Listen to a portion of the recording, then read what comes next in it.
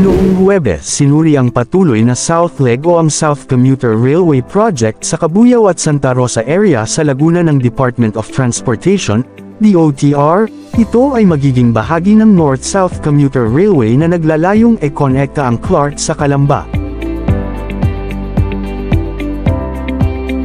At bago natin ituloy, kung ikaw ay bago pa lang sa aking YouTube channel ay huwag kalimutan mag-subscribe at e-click na rin ang bell icon para lagi kang updated sa mga bago kong upload video. Pinangunahan ni DOTR Acting Secretary Giovanni Lopez ang inspection kasama ang lokal na unit ng gobyerno ng Cabuyao. Ang kontratista ng proyekto ay nagsimulang buwagin ang lumang istasyon ng PNR Cabuyao upang magbigay daan sa bagong linya ng tren. Sinabi ni Lopez na ang hilagang leg ng North-South Commuter Railway, NSCR, na proyekto ay inaasahang tatapusin ng maaga sa South Leg sa Laguna. Ayon kay Lopez, ang buong sistema ng NSCR ay inaasahang makumplito ng 2030 o 2031 at sa sandaling ito ay maging operational na, maaari itong mapaunlakan ang tinatayang sa 800,000 pasahero araw-araw.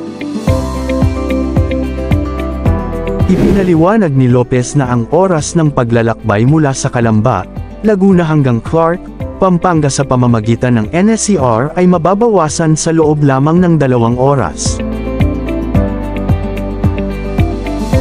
Ang South Leg magsisimula ito mula sa Maynila hanggang sa Calamba, ang Valenzuela hanggang Malolos Leg. Sinabi ni Lopez, inaasahang magiging operational ng 2027 at sa pamamagitan ng 2028, ang Valenzuela hanggang Clark Leg ay tatakbo din. Samantala, ang gobyerno ng Pasig City noong Sabado ay naglunsad ng isang prototype floating park sa Barangay San Joaquin.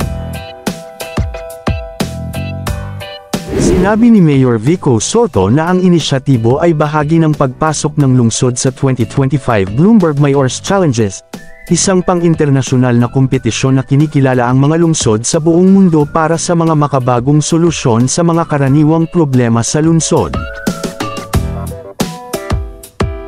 Sinubukan nito ang prototype sa isang barge sa San Joaquin Ferry Station, na maaaring idinisenyo sa isang palaruan, pocket park, garden, multipurpose area, at marami pa. Bilang karagdagan sa floating park, ang disenyo ay nagsasama rin ng mga extension ng mga cantilevered linear park, na may isang underground cistern for rainwater storage.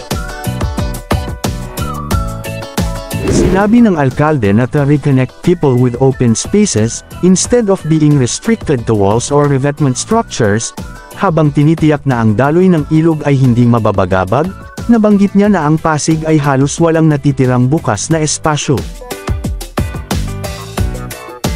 Sa inisyatibong ito, binigyang diin ni Soto ang kahalagahan ng patuloy na konsultasyon ng koponan sa mga opisyal at residente ng barangay, na nagtitipon ng kanilang mga pananaw at mungkahi. Noong June 2025, ang Pasig ay pinangalan ng isa sa 3 mga lungsod ng Pilipinas bilang isang pandaigdigang finalist sa challenge, kasama ang Naga City at Kawayan sa Isabela. Sumali ito sa 47 iba pang mga lungsod sa buong mundo na napili din para sa pagbuo ng mga ideya na naglalayong mapabuti kung paano naglilingkod ang mga lokal na pamahalaan sa kanilang mga tao. Sa unang bahagi ng 2026, 25 mga lungsod ang pipiliin upang makatanggap ng $1 milyon bawat isa upang maipatupad ang kanilang mga proyekto. Samantala, ang Department of Public Works and Highways DPWH ay patuloy na nakikipag-ugnay sa mga pangunahing stakeholder upang matiyak ang epektibong pagkumpleto ng detailed engineering design at mga yugto ng konstruksyon para sa proyekto sa pagpapaunlad ng network sa mga lugar na apektado ng salungatan ng Mindanao, RNDP-CAAM. DPWH Senior Undersecretary Emil K. Sadain, tagapangulo ng RNDP-CAAM Steering Committee, ay nanguna sa isang pulong noong January 30, 2025 sa Cotabato City na nakatuon sa mga talakayan ng inaasahang mga hamon at pag-update sa pag-unlad ng proyekto, na binibigyang diin ang kahalagahan nito hindi lamang para sa pagpapabuti ng mga network ng transportasyon kundi pati na rin para dito mas malawak na implikasyon sa pagbuo ng kapayapaan at paglago ng ekonomiya sa Mindanao. Ang isang nakumpleto na bahagi ng RNDP-CAAM ay ang 19.6 kilometrong Marawi Trans-Central Road, na itinayo sa ilalim ng 4 na mga packages ng kontrata na may kabuoang gastos na 744.589 milyon pesos.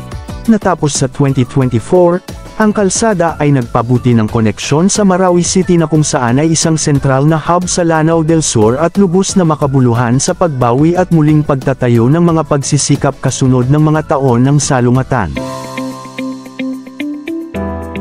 Samantala, ang aktwal na gawa ng sibil para sa 1.379 bilyong pesos parang East Diversion Road o Sub-Project 8 ay inaasahang magsisimula sa unang quarter ng 2025. Ang kontrata para sa 2 lane, 7.07 kilometro na kalsada, na kasama ang 4 na tulay sa munisipalidad ng Parang, ay naaprubahan ni Kalihim Bonoa noong December 2024. Ang proyekto ay naghihintay ngayon ng kasabay ni JICA concurrence and the issuance of the notice to proceed. Panghuli, ang detalyadong mga plano sa disenyo ng engineering para sa Sub-Project 2, ang 36.73 kilometrong Parang Balabagan Road na May 16 na tulay, ay kasalukuyang naghihintay ng pag-aproba bago lumipat sa yugto ng pagkuha. Sa tinatayang gastos na 6.898 bilyon pesos, ang Parang Balabagan Road ay ipatutupad sa 4 na mga package ng kontrata. Ang pangunahing proyekto na ito ay makabuluhang mapahusay ang koneksyon sa pagitan ng mga bayan ng Parang at Matanog sa Maguindanao del Norte, pati na rin ang mga munisipyo ng Kapatagan at Balabagan sa Lanao del Sur. Mapapabuti nito ang kalakalan at kadaliang kumilos, nakikinabang sa mga lokal na pamayanan at pagsuporta sa pag-unlad ng rehiyon.